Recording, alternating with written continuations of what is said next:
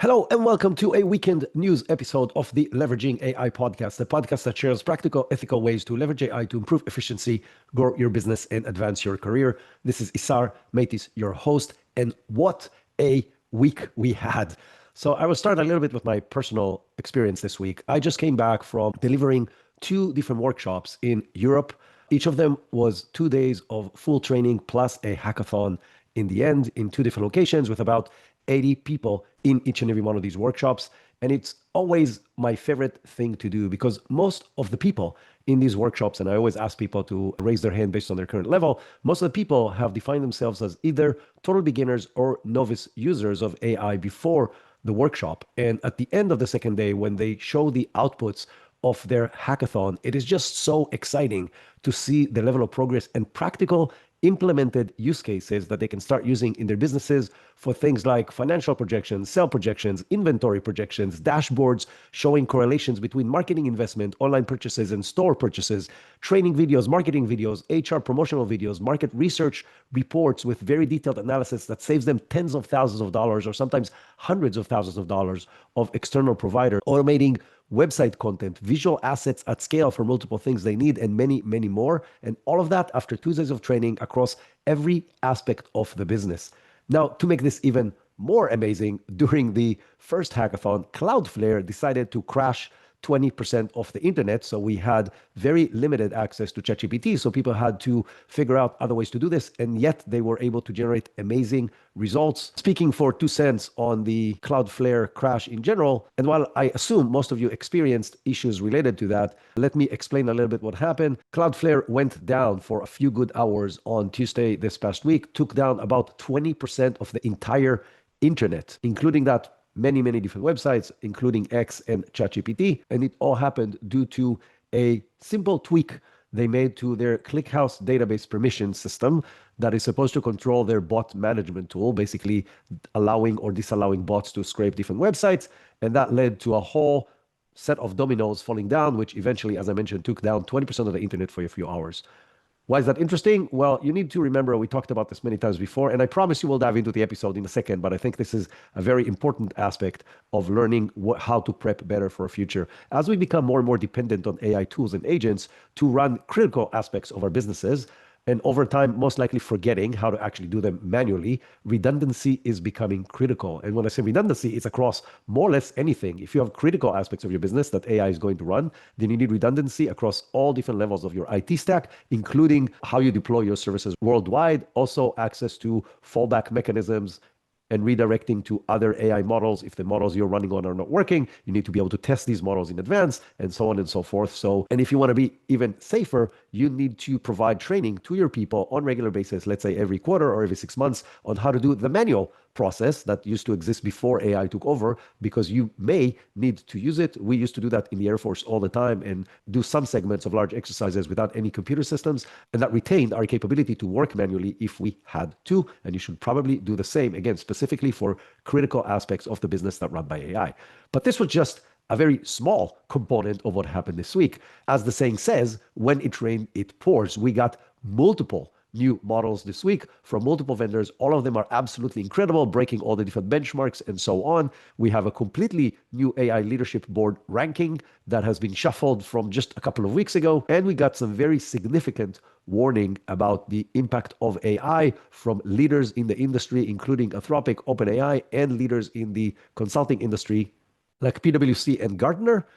And it was Microsoft Ignite this week, which had its own new set of announcements on how AI is going to be integrated into everything Microsoft. So we have a lot to cover. So let's get started. The biggest and most exciting release of this week, which was highly anticipated, and we talked about this in the last few weeks, was the release of Gemini 3. So it was known or expected, as I mentioned, that Gemini 3 will come out in November, and there were a lot of rumors on how much it's going to be better, and nobody exactly knew what it is, but now we have actually access to it. But it was, as expected, released this week, and it is an incredible model across the board. How incredible? So let me describe this to you just by looking and analyzing the information from the LMSys Arena, which is a platform that allows people to compare different models without knowing what they are. So a white label comparison and pick the models that act better for them across multiple aspects. We talked about the LM Arena multiple times on this podcast. Well, I have a screenshot from it from just a few weeks ago because I was talking about this in a keynote that I did at a conference. And back then, a long time ago, about 2 weeks, the first 3 spots across the board, combining the multiple results together with 2 different variations of Claude Sonnet 4.5 and with Claude Opus 4.1, with Gemini 2.5 Pro just in the 4th position, followed by ChatGPT, and then Claude Opus 4.1, and then GPT 4.5, and so on and so forth. But the 3 first spots were held by Claude. Right now, Gemini 3 Pro is number 1 overall, number 1 on hard prompts, number 1 on coding, number 1 on math, number 1 on creative writing, number 1 on instruction following, number 1 on longer query, and number 1 on multi-turn, which is more on the agentic side. Number 2, which we're going to talk about this in a minute, is Grok 4.1 thinking. And when I say it's number 2, it is sharing number 1 with hard prompts, coding, math, and multi-turn. And overall, it is sharing the first place with Gemini 3. And it's number 2 in creative writing, number 2 in instruction following, and number 4 in longer query, followed by Claude Sonnet in the 3rd place. So 2 different models that were both released this week has surpassed Claude Sonnet 4.5. If you want to dive into some of the specific benchmarks, Gemini 3 scores 92.1 on the MMLU Pro reasoning benchmark, which is compared to Claude 4.5 Sonnet at 89.7 and OpenAI at 88.2. And just with all the previous releases, this is just a single model release. It is a family of models from the lightweight nano model that is built for on-device usage to the ultra-complex reasoning model that integrates advanced video understanding, code generation, real-time collaboration tools, and overall, as we've seen, amazing capabilities across the board. It was all trained on Google's own hardware, so TPU version 5P clusters, and this model fully integrates into everything Google. We are going to talk more about that in a minute. And if you remember, or if you want, go back to the early episodes of this podcast in 2023, when Google was very far behind and delivering embarrassing results when it came to AI. I said all the time that Google is going to win this race because they have everything they need in order to win the race. And here we are where Google is back ahead, and not just back ahead, they're integrating it into more and more aspects of Google. They have the perfect vertical and horizontal integration of these models, from the demand to the data, to the compute, to the people, to the distribution channels, to the tools that people use. Literally everything you want, Google has it, and it was just a matter of time until they're all going to integrate it together. This is obviously not the final step of the race. It's just the current step of the race where Gemini 3 is ahead based on internal information from Anthropic that was shared on the information. Internal tests within Anthropic is showing Gemini 3 outperforming Claude in 7 out of 10 categories, including math, vision language tasks, and other aspects. And this has driven 2 different things. One is they are pushing in their relationship with Amazon to get more GPUs in order to grow faster. And Dario Amadeus reportedly said in an internal text to different partners, "We're not sleeping on this. Claude 4 drops in Q1. So the race is on. But in addition to the fact it's another step in the race, this is maybe the most multimodal, most generalized model we ever got. Or if you want to understand what that means from the horse's mouth, Demis Hassabis, the CEO of DeepMind, said, and I'm quoting, "Gemini 3 isn't just smarter, it's a foundation for agents that reason across modalities, from analyzing live video feeds to co-authoring code in real time." Now, in addition to its incredible capabilities across the board, there was a big focus on red teaming and safety. And a big part of the announcement emphasizes the amount of effort they invested in that. And they're saying that Gemini 3's safeguards is blocking 85% more harmful prompt than Gemini 2.5. Now, is that enough? That's a very good question, because what I'm asking myself is, as these models get better, the risk of the damage that they might do gets much, much higher. Because if original models could write a poem and it wouldn't rhyme properly, these models can run your company. They can potentially generate dangerous weapons or write really problematic to handle malicious pieces of code. And so being able to fix those is a lot more important right now. And while they didn't share the percentage of harmful prompts it's actually able to control, or the ones that get executed through these controls, even the 15% that was not improved from previous models might be unacceptable depending on what the prompts are. So when you read these announcements from these leading labs, I want you to think about that. Think about what is possible with this new model and how acceptable it is to allow that capability to not be fully aligned and be able to use for negative things. And I'm not sure these two graphs align in a way that is acceptable from a social or business perspective. Another big part of Google's announcement was the release of Gemini 3 Pro Image, also known as Nano Banana, which delivers a huge upgrade over the already amazing original Nano Banana. So it's delivering a studio quality control by maintaining incredible subject consistency, including using multiple characters in several different images and across 14 different objects, all in a single workflow, which enables you to seamlessly swap backgrounds or outfits or multi-image blending from different reference photos into a single unified image. In their release page, which will appear in our newsletter, they are sharing multiple important capabilities on their website. In the page that discusses the capabilities of the new model, they highlight several important upgrades.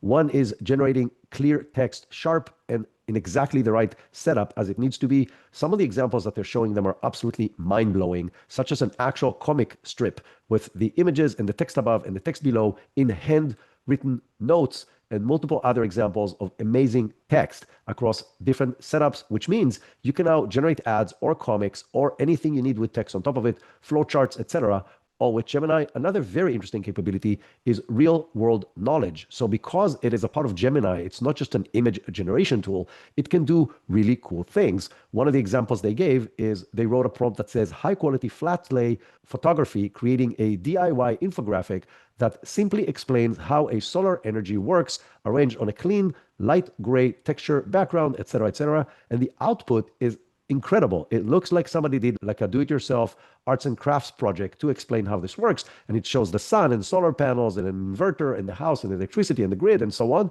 all with perfect text with 3D carton-looking components that shows the entire process. They're also showing a user manual, if you want, like a really cool strip out of a cookbook showing how to prepare chai, and then a step-by-step preparation process with really cute drawings and the description below it, all with perfect text, perfect images, and it's absolutely mind-blowing that this is done with a single, simple prompt. They also have the ability to translate ideas and place them on whatever you want to place them. So the examples that they're showing is taking a can with a full texture and design on it and just taking the text on that can and changing it to other languages, in this particular case into Korean, and it overlays it on top of the can perfectly just by translating all the text on the can to Korean while keeping everything else consistent. And speaking about product placement, you can take your logo or whatever design you want to put, and they're showing how you can put it on a bag, how you can put it on a bag and on a cup and on a t-shirt and on billboards and anything that you want. They're also showing studio quality control over the image itself, different types of shot types, whether wide angle, panoramic, close-ups, also the depth of field, what's going to be in focus versus not in focus, as if you're actually using a real camera. That was available before. It's just getting significantly better. They're showing the ability to completely change the lighting and the environment of an existing photo. So they're showing a photo of an elk standing on top of a cliff in a gloomy day in the sunset, and then they're changing it to the middle of the day in a beautiful day with blue skies and a few clouds in the sky, including their shadows on the background and so on. Absolutely incredible, with full control over shadow and contrast and everything you can imagine that you can do in post-production, only done with simple words. And the input can obviously be real images and not just AI-generated images. They're also providing built-in ability to upscale at 1K, 2K, or 4K resolution, which means you can crop images and then rescale them and then crop them again and then rescale them and then crop them again and rescale them and keep on generating better and better resolution to different components in larger images. There's now full control of aspect ratio. So that was my biggest gripe when Nano Banana came out. You couldn't change the aspect ratio. Then they added basic changes. You can go to like 4 different aspect ratios. And now you can basically do whatever you want. Wide strips, tall strips, 16 by 9, 9 by 16, 1-to-1, whatever you want with a single prompt while keeping everything else exactly the same. Extremely powerful capability. Subject consistency across multiple images, including multiple objects and or people. So they're showing multiple examples of either cute furry creatures in multiple standalone images brought into one single image while making them all look the same, or adding an image of a dress and a person and a dress and a person and a chair and a plant and making an image of a studio with all these components all in it, or showing 6 different images of tennis players wearing different clothing and putting them all into one single shot while keeping consistency of the people and the stuff that they're wearing. By the way, the stuff that they're wearing is all made out of balloons, like the long balloons that you use to create balloon figures, so that all their clothing is made out of that. But the trick, again, is taking 6 of those images and turning them into just a single image. And they're also adding the capability to ask for multiple frames from the same single prompt. So you can put in one prompt and ask it to generate multiple variations of it just to get ideas and pick the one that you like the most without having to ask it to generate another one and another one. And they've upgraded their ability to create realistic images of basically everything you want. They're saying landscape, plants, people, and animals with true to life details. Go to their website, see the examples. They are stunning, and there's zero way to tell between them and live photos. What does all of that add to? It adds to professional capabilities to generate visual assets at scale for anything that you want, all within Google Gemini without having to move to a different platform. Since Nano Banana was introduced, I am probably generating 90% of the images with Nano Banana. This will probably push it to the other extra 10%. It is just the best model out there when it comes to real life usability. So if you're just looking for creative outlet, maybe Midjourney is still a little better, and I'm saying that maybe, but as far as usability for business people, generating assets for business projects, from my perspective right now, Gemini Nano Banana Pro is far ahead of everything else out there. Combine it with the fact that it is available across all the different tools in Google, including where you need it the most, such as generating images for PowerPoints, and you understand why I switched to using it almost completely. Even when I use it in complex processes in tools like Weavy, still Nano Banana is my number 2 go-to tool because of its ability to keep consistency, to change angles, to change lighting, and so on.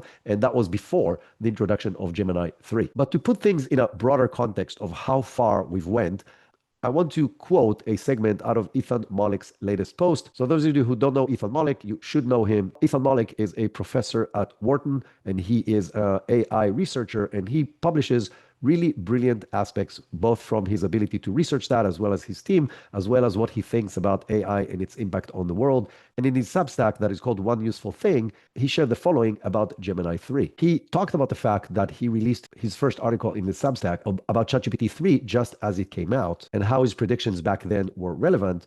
But then he thought about what would be the best way to show the growth of the capabilities between ChatGPT back then and Gemini 3 right now. So while he was thinking about how to show the difference, he just prompted Gemini 3 to help him figure out the difference and display it in a way that will be relevant. So he said, show me how far AI has become since this post by doing stuff. And Gemini responded with the following. I can definitely show you the difference. The tweet you shared is from November 2022, right on the cusp of the modern AI boom. Back then, the wow factor was that an AI could write a coherent paragraph or a simple poem about a silly concept like a, quotes, candy-powered FTL drive escaping otters. To demonstrate how far we've come, I'm not just going to write a text about it, I have built you a fully interactive, playable, candy-powered FTL Starship simulator.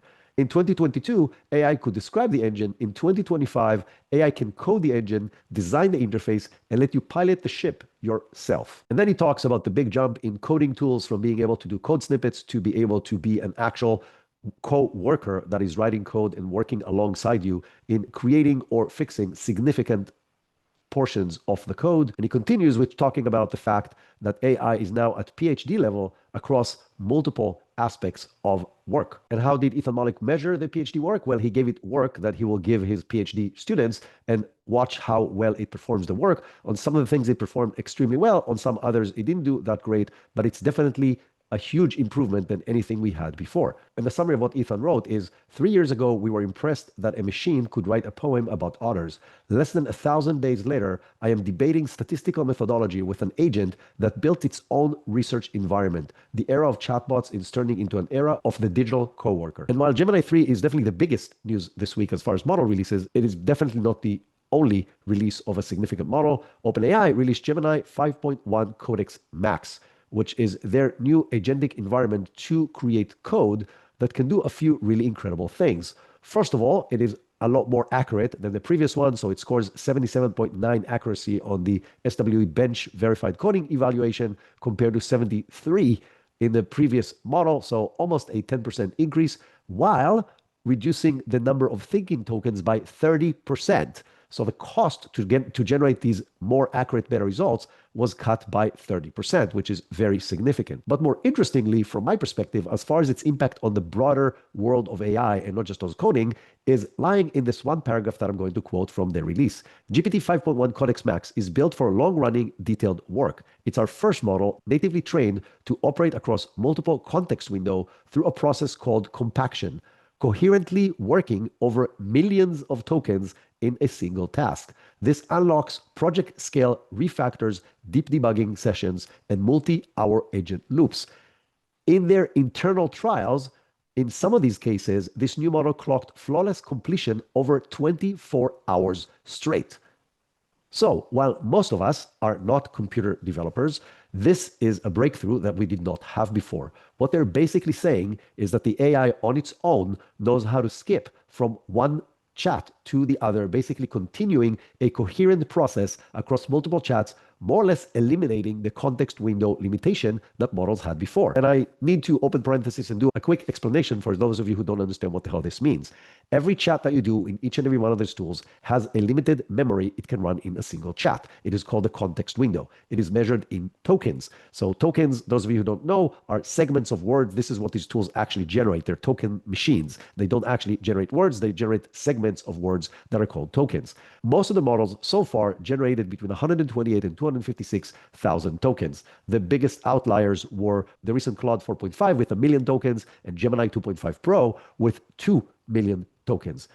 But that was the uppermost limit that we got out of every model. And what GPT 5.1 Codex Max can do is basically do this in an unlimited way, because it can keep on compacting the outcomes of the previous chat to start a new chat while using a very small portion of its context window, and now starting fresh and keep on going. And then it can do it again and again and again, conceptually eliminating entirely the limit of context window. And while they didn't say anything about this in the actual post itself, this completely changes how AI can work as a whole. Because if they can do this for code, you can do this for anything else, which means you can do tasks over hours, days, and weeks conceptually. And as long as you can control the drift, you can now do tasks that previously were just not possible for AI and are becoming possible right now. So this is the biggest take for me about this model. It's in addition to obviously its capability to write better code. But as I shared in the beginning of this podcast, the model that came out of nowhere in a completely stealth release that is sharing the #1 spot with Gemini 3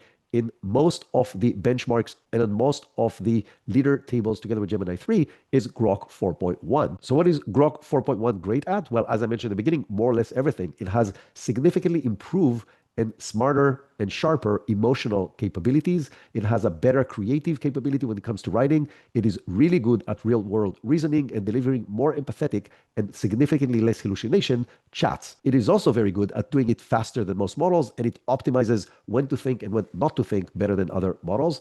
I have been using Grok to generate the preparation for these news episodes for a very long time. And every time a new model comes out from any of the other labs, I test Grok against these other labs, and every time they keep on winning. And now they have an even better model that does an even better job at helping me in that process. So while it may not be best at some things, on several different things, it is dramatically better than other models, such as getting live data from the internet and summarizing it in the way that I want. The other interesting aspect, if you remember when Grok came out, it was very edgy in its approach to everything, and that was what helped it stand out. Right now, Grok 4.1 is at the top of the EQ Bench 3 benchmark that understands human emotions, and it is responding with more empathy than any other model out there. This is more or less the opposite of what it did in the beginning of being very sarcastic and very direct, which is a huge change and big kudos to the XAI team. Another interesting remark about the way they deployed it is they secretly, if you want quietly, deployed it to more and more users between November 1st and November 14th to gauge people's responses and how they're using it and what are the differences between that and the previous model. And only then did the big announcement of the big release to everybody else, which I think is a very smart way to release models and test them, not just on the LM Arena, but on the actual user base at a smaller scale. Overall, a highly capable model, and I will definitely test it across different things that I do. And as I mentioned, right now, between all the different people on LM Arena, it is sharing the #1 spot more or less on every benchmark together with Gemini 3.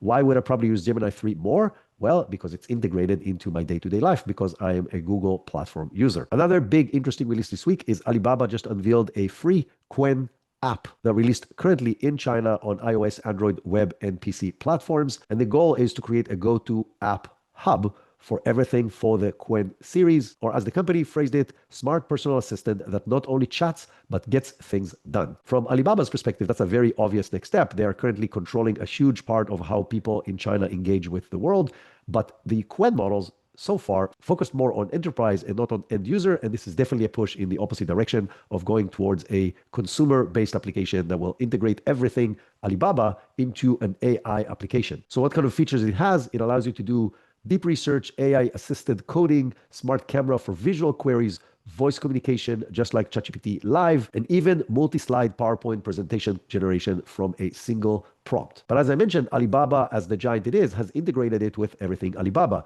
So it includes with services such as map and food delivery and travel booking, office suite booking, e-commerce, education, health guidance, etc., etc. Basically, everything that Alibaba knows how to do will be integrated into this app, very similar to what Google is doing and very similar to what OpenAI is attempting to do. Now, while it's currently released only in China, they're already working on international variations of this with the goal to obviously grow globally with this. Now, in addition to the big releases, we got a lot of new features this week.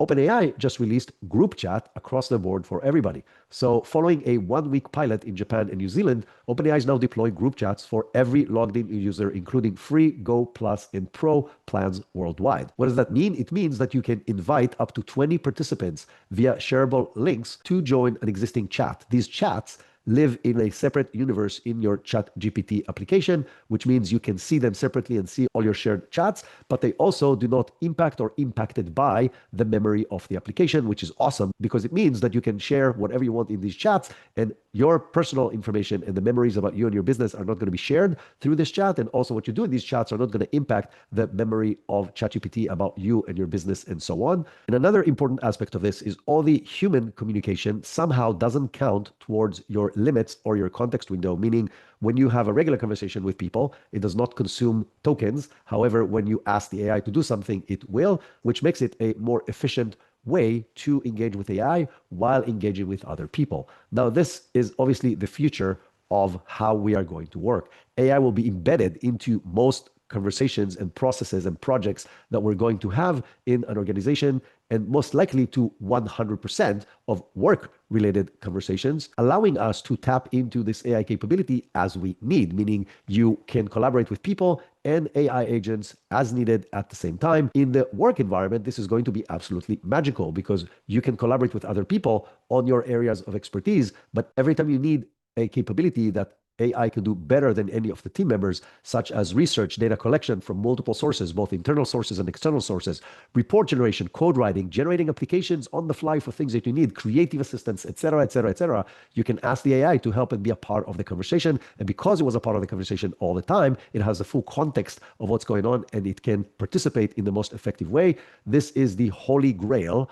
of collaboration work between humans. And I anticipate this to be, as I mentioned, everything, not just from the tools from the big lab like Gemini and ChatGPT and so on, but it will also be available in any other platform that we're using today, such as Slack, Microsoft Teams, etc. It is probably not going to be limited to only chat, which means it will also be available to all the voice and video communication and live meetings. So either Zoom, Teams, Meet, etc., or in actual live human meetings where there's a microphone open and or a camera where the AI can participate. And I feel that this will become more or less natural, at least in some organizations, through 2026. While this sounds a little crazy to many people right now, I do think that this is where it is going. And I think teams and organizations that will learn how to work this way will see an incredible acceleration in their ability to do the things that they want and need to do. So I highly recommend to all of you to learn how to do that as well. Staying on the conversation of ChatGPT and new functionality that is coming, a very interesting partnership between OpenAI and Intuit, the company behind TurboTax. So Intuit is going to pay OpenAI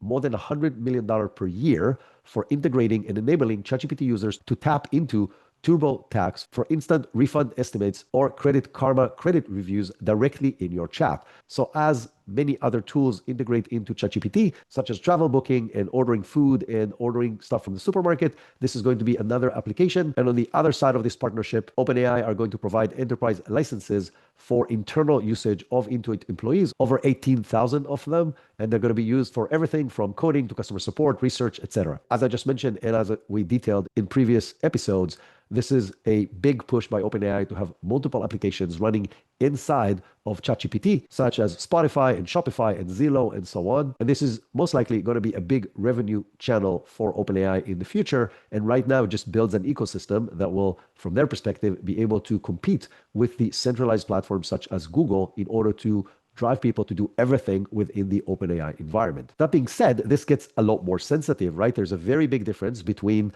ordering pasta and tomatoes from the supermarket, or even doing research about available flights to a specific destination, to allowing AI to get access to your financial information and taxes. But this is the direction that OpenAI is pushing it. And if they can make it work, it will open the doors for a lot more other personal aspects of communication together with AI, including other sensitive data such as healthcare or legal and so on. And speaking of travel and app capabilities, Google just increased their access to their Google AI-powered flight deals tools. So this tool that was released earlier this year only in the US and Canada is now available in beta for over 200 countries, including UK, France, Germany, Mexico, Brazil, Indonesia, Japan, Korea, and so on, and in more than 60 languages. Now, in AI mode, and it has two separate modes. In AI mode that is currently available through Google Labs on desktop and only in the US, the new Canvas tool that comes as part of it lets users kick off complete trip planning with a single prompt, which will then generate a hyper-personalized agendas pulled from real-time search data, Google Maps, reviews, photos, web intelligence, and so on, to create a detailed plan step-by-step for the trip. And because it's done in Canvas, you can then relate, change, copy, paste, and whatever you want to every step of your trip. Now, in the initial step, which is what we have right now, AI mode can only book restaurant reservations for US users only by querying multiple aspects such as party size and date and time and location and the type of restaurant you want. But in the future, they are planning to integrate it together with flight and hotels bookings as well, allowing you to plan but also book an entire trip just by having a chat with your personal agent. But speaking of agents, as I mentioned in the beginning, Microsoft held their Ignite event this week, which was all about, as you can expect, AI agents in the enterprise. Now, the keynote was about 2.5 hours long. So while I highly recommended you watching keynotes in the past, this is not one I recommend watching, but I will try to summarize the key points that came out of that entire event. In general, as I mentioned, it's about agents in the enterprise, but they added a few very important capabilities to push the concept of enterprise-wide agent implementation to a whole different level. Maybe the most interesting aspect of this to most of you, not being IT professionals and working probably in smaller businesses and not in huge enterprises, is the reduction of the price of Microsoft 365 Copilot for Businesses from $30 to $21. That's an over 30% discount, and the goal is very, very clear to make this accessible to other companies who have lower budgets for AI implementation, so more and more companies can afford to do that. Now, they also added several different layers to make the control and management of agent deployment more manageable for large organizations. And they introduced a tool called Agent 365. What Agent 365 is supposed to do is to give IT professionals or whoever is going to manage the AI deployment in the organization better visibility and control on all the different agents that are deployed across the organization. And they've included 5 different key capabilities: registry, which is a single source of truth for the inventory of all agents, including shadow agents, meaning stuff that people develop on their own and see exactly who's running, where they're being used, and so on. Access control, that requiring a unique agent ID and enforcing principle of least privileges to allow people or not allow people to access different kind of agents who can do different things in the organization. Visualization, which is unified dashboards to track connections and monitor ROI. Interoperability, which allows it to access organizational context via a new tool that they called Work AI. And obviously security, which is in-depth protection of using tools like Microsoft Defender and Purview applied to the AI agents capability. They also created a new program called Agent Factory, which is designed to help organizations to get assistance and move faster from ideas to production. It includes several different components. One of them is the ability to switch to a Microsoft Agent pre-purchase plan, also known as P3, which is a single metered plan that allows you to use agent across everything that you developed. It is using a new measurement called Agent Commit Units, ACUs, which is replacing the concept of tokens only in the agent world, meaning you commit to upfront buying of X number of these ACUs, and then you can run agents across your entire organization, dramatically reducing the level of complexity of different levels of licensing and setups that you needed before. which I think is a very smart idea from Google's perspective, driving this to a much broader adoption in organizations, because you know what you're capping your organization with, and combine that with the ability to track what agents are actually being used, what they're being used for, and what's the ROI, allows you to then make much smarter decisions as far as which agents to develop, how many of them to keep, which one to tweak, and so on. This plan also includes an army of what they call forward deployed engineers, or FDEs, which are experts that are going to work together with clients of this program, helping them to accelerate AI solutions and get them to production much faster than organizations can do on their own. The Agent Factory also provides tailored role-based training across live and instructor-led training to push the AI fluency across different kinds of teams in the organization. And as I mentioned earlier, they introduced a new tool called Work IQ, which is the intelligence layer that is going to power future Copilot agents. WorkIQ helps Copilot understand the user, their job, their company, the data of the company, emails, files, etc., and memory and inference all in the same time. These tools thrive on one thing and one thing only, and that is context. The more context they have, the better they work. And the idea of WorkIQ is to gather the user's context and provide it seamlessly to the agent so the user doesn't have to, which in return will deliver much better results, which is very smart from Microsoft's perspective. And very similar to what Google is doing, only with a much bigger focus on enterprise, they are integrating all these new capabilities into more or less everything Microsoft, including they now have Teams mode for Microsoft Copilot 365, which means that your one-to-one Copilot chats can turn into group chats inside of Teams. We just talked about this as a concept, and now that you know it is already available and possible. Additionally, there is a facilitator agent in Teams that now is generally available, and it's helping to manage agendas, take notes, and keep meetings on track. Now, the free Copilot chat integration into Outlook will soon be upgraded into content aware across entire Outlook inbox, calendars, meetings, allowing the user to get information to everything of your day-to-day knowledge.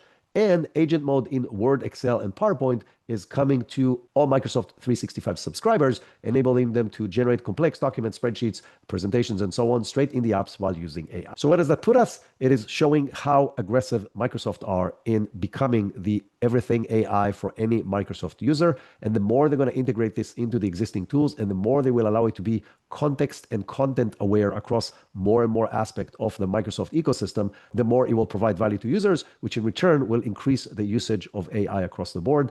But definitely a huge step forward from an enterprise management perspective and agent creation and deployment perspective from Microsoft in this recent announcement. Staying on the enterprise level, Salesforce just announced a new capability called eVerse, which is a simulation sandbox that lets developers stress test and refine voice and text agents using synthetic data for reinforcement learning. So what does that mean? It means that previously you could develop an agent and test it a little bit with people and then deploy it to the real world, letting it face real world issues only when it is going live. Why? Because that was the only way to test it with live data. So what eVerse does is it simulates real world chaotic data, such as bad connections and different accents and cross-talking between different participants in the call, to expose the AI to real-world environments and real-world situation, allowing you to test models and then fix them while still in development phase versus after rollout, which is highly beneficial. It is just looking at your real data and then creating synthetic data that looks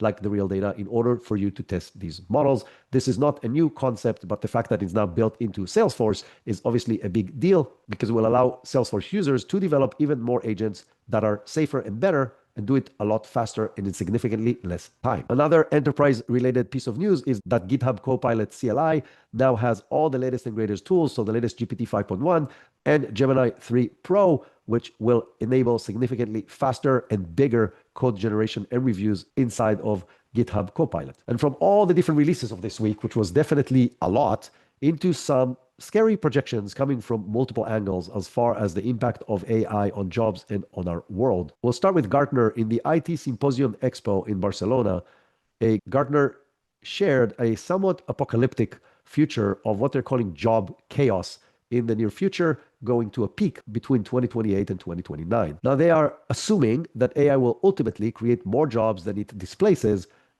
but that in the short term, it is going to create, as they called it, a jobs chaos. You heard me say that from my personal opinion many, many times. I, first of all, do not necessarily agree it will generate more jobs than it eliminates. I don't see how that is even possible, but let's assume they are right in the short to medium term, or in they specifically said 2028 to 2029, it is definitely going to take a lot more jobs away than it is going to create. And what they are saying that it will be forcing virtually every business to recalibrate how they're running the business, what is the org chart, what is the tech stack, and every other aspect of the business in order to stay competitive in this AI future. And they're not talking about a very long future. And they're describing 4 different scenarios that CEOs and leadership teams will have to consider when they're considering this future. One is human oversight endures, which means it's a lean amount of workers that man the fort, basically, while AI is running. And this group is monitoring and fixing all the small things that AI is not doing well. This idea is obviously keeping humans in the loop and with the goal of preventing mishaps while AI is running most of the show. Scenario number 2 is AI runs the show. Autonomous agents that seize basically full reins of the business functions with very little or no human involvement in routine workflows and jobs, from data crunching to basic logistics, customer service, and so on. Scenario number 3 is augment speed search, which is many employees still in place, just running significantly faster, generating a massive greater output that they can do today. Think about, and the best immediate example is code writing and debugging, right? The ability of code writers to generate code right now is 10x or 100x what it was just a couple of years ago. And the same thing with reviewing code and fixing it. Now take that concept and deploy it across every aspect of the business. And then scenario number 4 is revolutionary reinvention, which is AI pros harnessing the power of AI for completely changing and reimagining aspects of different industries and doing significant leaps very quickly, and not just a gradual change, dramatically changing the business landscape of specific industries. Now, what they're saying is no matter which scenario executives leader choose, they need to be prepared to support all 4 of them, because potentially different aspects of the organization or different industries will require a mixed approach to all of the above. I agree with most of what they said, other than, as I mentioned, their long-term assumption that it will generate more jobs. But as far as the short and medium term, we're 100% in agreement. And it is crystal clear that organizations must invest in training of both their employees and their leadership teams in order to stay relevant and competitive. This is no longer a question of being early adopters and trying to be geeky about AI. It is potentially a question of survival for many businesses, and I would say most businesses. Now, my company, Multiplai, this is what we do, right? I mentioned in the beginning, I deliver AI workshops. I did 6 or 7 of them in the last 2.5 months to different companies from different industries, in different sizes, in different places around the world. And they are always tailored to the specific organization. And it is the ultimate accelerator of an entire company into the AI era. Now, most of the organizations I work with are either in the tens of millions or hundreds of millions of dollars in revenue, but I definitely have outliers on both sides. I have several different clients in the billions, and I have several different clients in the single-digit millions. But if you are in a leadership position in your organization and you feel that you're either not moving fast enough or that you need to get started and you want to accelerate or kickstart the AI adoption process company-wide, these workshops are the perfect solution for you. It is the ultimate accelerator of adoption. And just go back to the beginning of this episode where I talked about what were people able to generate in just a day and a half of training, and you understand why this is a complete game changer if you want to push AI faster into 2026. But I also serve small companies or individuals who want to accelerate, and we have 2 courses for that. One is our AI business transformation course that I have been running for over 2.5 years now and trained thousands of business professionals and business leaders. And it is showing you how to effectively deploy AI across multiple aspects of the business. The next cohort starts on the week of January 20th, which is right around the corner, and it's perfect in order to kick off your 2026 with the right foot forward. It is a 4-week course, 2 hours a week with homework and in between hands-holding sessions where you can get to learn more. And it is the perfect way to get the basics of AI correct. We also just launched an advanced course for integrating AI assistant into workflow automation. This course is for people who already have a solid knowledge in using large language models and other AI capabilities, who just want to take your knowledge into the next level and start automating business processes, tying it into your existing tech stack. This course starts on December 1st with another session on December 8th. Again, the perfect way to get ready for 2026 and start creating automations and building a much more efficient organization. And all these insights are obviously not just coming from Gartner. The reason I'm doing this is because I've been working with multiple organizations across the board, but also this week we got big hints from other organizations on how scary the current situation is, both from a workforce perspective as well as from a risk to humanity perspective. So PwC Global Chairman Mohammed Kande just stated that the rise of AI is likely to lead to fewer entry-level graduate jobs at firms like PwC, as AI is taking more and more of these tasks that was previously performed by junior staff. Now, he also said that the recent cuts that they had were not due to AI, but he's definitely seeing this is as a critical aspect of their future hiring strategy, and that their biggest problem right now is struggling to hire skilled AI engineers to implement the technology even faster, which in return will reduce the needs for even more entry-level jobs. He did share that PwC abandoned the plans to continue increasing its headcount and is now focusing on hiring a different mix of people and skill sets, specifically focusing on AI capabilities and AI engineering. And if you need another example to show you how significant this push is, comes from the recent earning call from Klarna. So Klarna is a European company that specializes in financing of online purchases and credit lines, and they have been all in on AI since early 2023. And in their Q3 earnings call, their CEO shared that their headcount plunged from over 5,500 people in 2022 to just 2,900 in 2023. That is about half the employees. He also shared that AI is now handling tasks equivalent of 853 full-time employees, up from 700 just earlier this year, driving the revenue per employee to $1.1 million. Now, how significant that is? An average SaaS company before AI, the revenue per employee is about $250,000. So this is 4x the revenue per employee because they're pushing AI across the board. By the way, to give you the other end of the scale, companies who are AI first, basically AI native companies from Silicon Valley that has been established in the past 2 to 3 years and are all AI focused, the revenue per employee is over 2.3 million.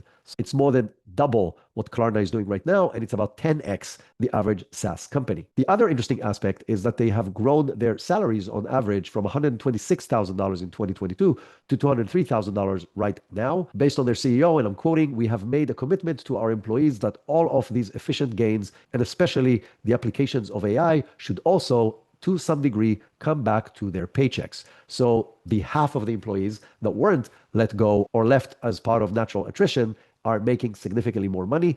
I'm not sure that this average is actually fair to look at because I'm assuming that they've hired a significant amount of AI developers, and because of the need right now, these guys don't come cheap. That by itself will dramatically increase the average salary per employee. But based on what they're saying, this is not limited to just developers, but all employees are enjoying this benefit as long as they are willing and pushing to use the AI tools that the company is delivering to. What is that translating to? 108% revenue increase since 2022 to now. This is insane. And this is, if you think about it, the dream of every CEO, especially public traded companies: rapid growth with no growth in expenses, and in their case, an even reduction in the workforce by a very dramatic way. So the bottom line is this is not slowing down. These tools will do more and will allow companies to cut the workforce, or at least not grow the workforce, while allowing the company to grow. This is obviously not possible for all companies all at the same time because there's a limited amount of demand for every service or product that companies are selling, which means it will lead to an even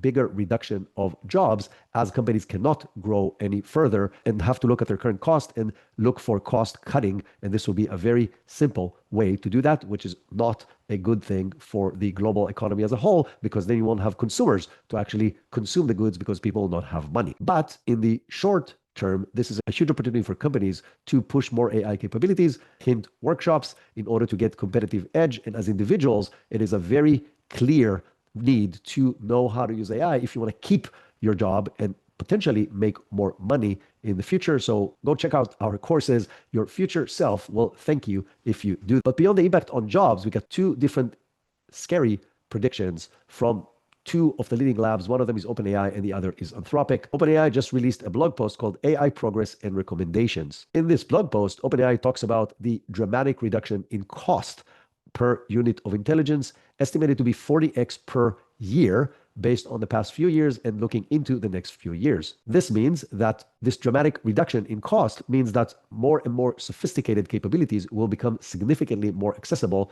to everyone, large organizations and small organizations, including individual entrepreneurs, which in return will accelerate product development and potentially lower the barrier of entry for every aspect that AI can be applied in. Now, they're also saying that the current AI capabilities are vastly underestimated by most people, definitely the broader public, as most people are still using AI primarily as basic chatbots or an improved way to search the internet instead of enjoying the incredible benefits that AI delivers. And they mentioned that systems that exist today already outperform the smartest humans in some of the challenging intellectual competitions in the world. We talked about the coding competition and the math competition in the past few episodes, sharing with you that AI is now better than top humans in the world at both these topics. So what they're saying that for professionals that are seeking career growth, the skill gap between general AI use and expert level application is immense, and it is growing rapidly, and it requires significant push towards more training and more adoption of AI in order to remain competitive, either as individuals or as companies. And they also talked about the growth in the type of tasks that AI can do.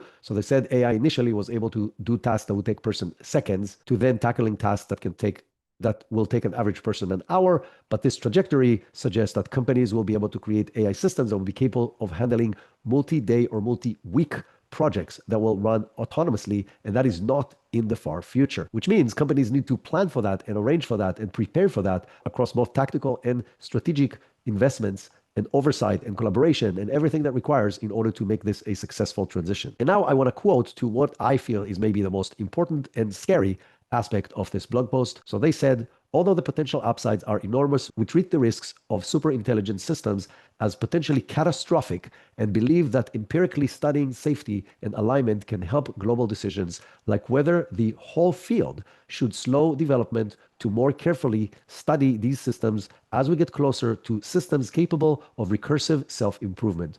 Obviously, no one should deploy super intelligent systems without being able to robustly align and control them, and this requires more technical work. So what are they suggesting that would happen? They're suggesting that there would be shared standard and insights from frontier, and they're advocating for agreements on safety principles and sharing safety research and establishing mechanisms to reduce the race dynamics that is going on in AI right now. They're also acknowledging that the changes driven by AI will most likely require us to change the fundamental socio-economic contract that exists today in order to support a completely new kind of future that will still allow us to sustain the kind of life we expect to sustain. And a very similar statement was shared by Dario Amodei, the CEO of Anthropic, in an interview to Fortune magazine. And he said, and I'm quoting, "I'm deeply uncomfortable talking about the fact that there's too much concentration of power and technological capabilities in a short list of companies, and he's highlighting the existential risks of super intelligence, predicting that systems that are smarter than humans could emerge by 2027 or 2028, which is just around the corner." What is he calling for? He's calling for US regulation, proposing a federal AI safety agency similar to the FDA or the FAA with a red teaming capabilities, testing new models while collaborating with international treaties to prevent dangerous global race. And I'm quoting, "We need to slow down the race a bit." Now, he's also saying that voluntary industry self-regulation has failed because the AI profit-driven incentives are just too high, and it clashes with safety priorities in this race to AGI and beyond. Now, I said that, and I said that all along. We have to, as a global society, to find a way to work together. China, US, Russia, Europe, Japan, everybody else, to figure this out together. I actually don't think it's like the FDA or the FAA. I think it needs to be a group like the International Monitoring of Nuclear Weapons that will be in charge of looking into what every single company and every single country is doing around the world. And if you have two of the leaders of two of the most advanced labs telling us that they think they are running too fast because the incentives are too strong and they're not going to stop, this is not just a red flag. This is sounding every alarm you can imagine, because what they're saying is based on what they are seeing in-house. This is not concepts. This is not me making predictions. This is stuff that they're seeing inside their labs because they can see 6 or 12 months into the future. And if they're saying that, this is a very, very risky point in the future of the human race, potentially, but definitely in the AI race. And if both of them are saying that they need to slow down, they probably need to slow down. The thing is, without slowing everybody else down, because of the business incentive, because of financial incentive, and because of the billions and trillions of dollars that are involved, they will not slow down unless some group, body, government, or other forces them to do so. I truly hope that the government will pick this up and will figure this out. We'll talk more later on about new regulations and laws coming in from the Oval Office, and you'll see that this may or may not be the case, at least in the US, in the immediate future. Now, staying on the scary side of AI, and again, this was not the goal to create a scary episode, but this just all happened this week.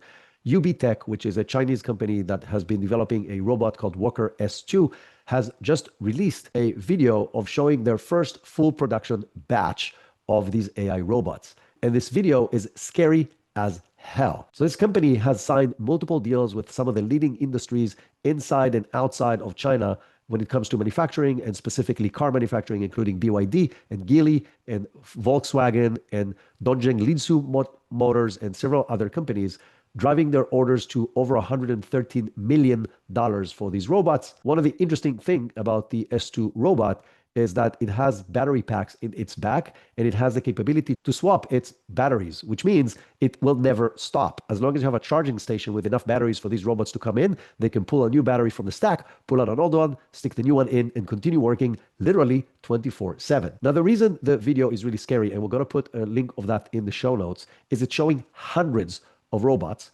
marching together out of the factory, all synchronized.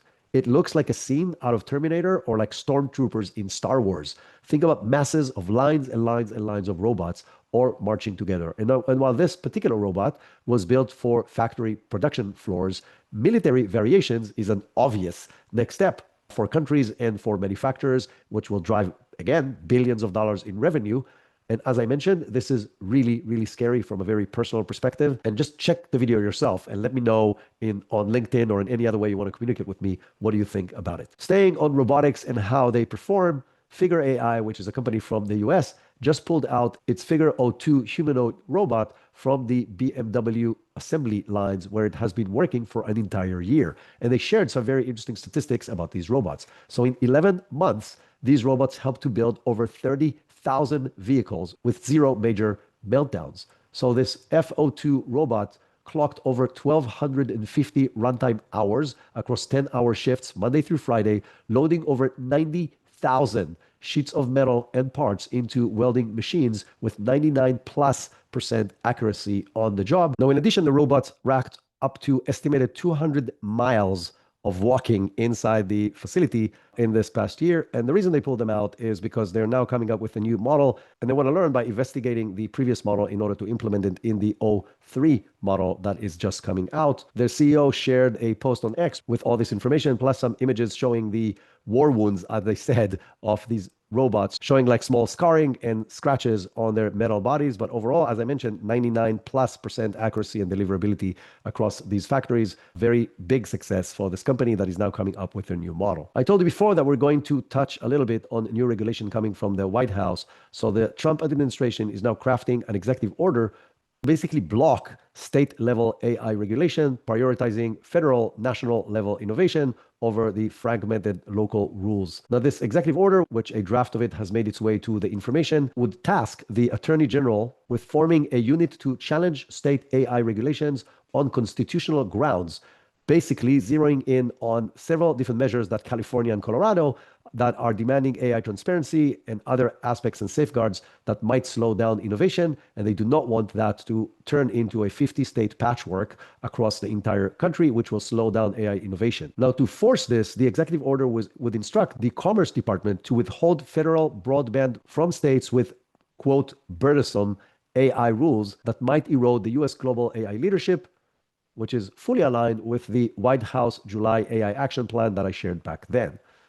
In parallel, the Commerce Secretary will assemble a team that will collaborate with Federal Communications Commission, the FCC, and the White House AI advisor, David Sachs, to draft a unified federal AI standard, which will pave the way to progress and the right conditions to maintain America's edge in international AI race.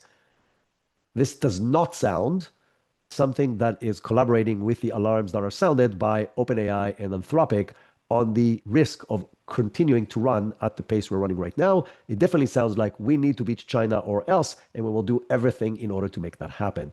Now, I might be wrong, and I hope I am wrong, but currently it is fueled by the current administration core belief, and people like David Sachs is a very clear example of that. And in addition, it is driven by super PACs that are targeting anti-AI regulation, such as Anderson Horowitz firm just poured $50 million into a super PAC like that to reduce the amount of AI regulation in this administration. So on one hand, I'm happy that there's not going to be state specific patchwork of different regulations on both aspects, both on slowing innovation down as well as increasing risk, because you won't be able to have a unified approach to all of it.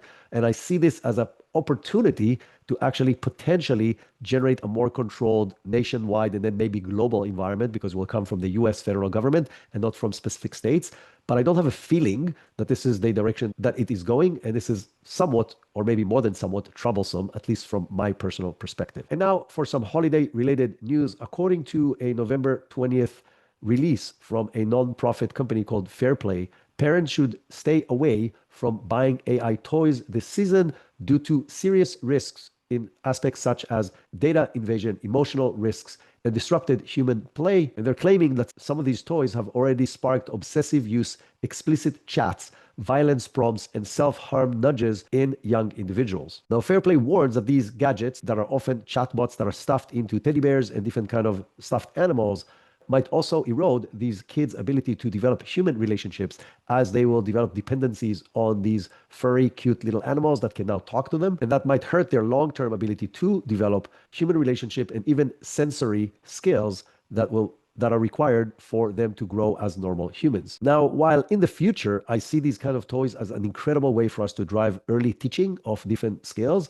I do believe that the current versions are very far from that. They're built as toys with very little supervision and control on how it engages with your young kids. And hence, I tend to agree with Fairplay's assessments and recommendation not to buy these toys to your kids right now. Connecting it to the previous point, I really hope that in the future we'll have regulation that will define exactly what kind of AI tools and what kind of level of engagement can be delivered to young individuals, either through computers, their cell phones, or cute little furry toys. So as you're planning your Thanksgiving shopping or other holiday shopping, take that into consideration. And on that note, happy Thanksgiving to all of you. We have a lot to be grateful for. And I will start by saying that I'm really, really grateful and thankful for each and every one of you listening to this podcast, for inviting me to deliver workshops to your companies, for attending my courses, for participating in our Friday Hangouts, and for being a part of my personal journey of driving towards a future where AI is a part of our lives, but making it better rather than making it worse or putting it at risk. So a better future driven by AI. That is it for this week.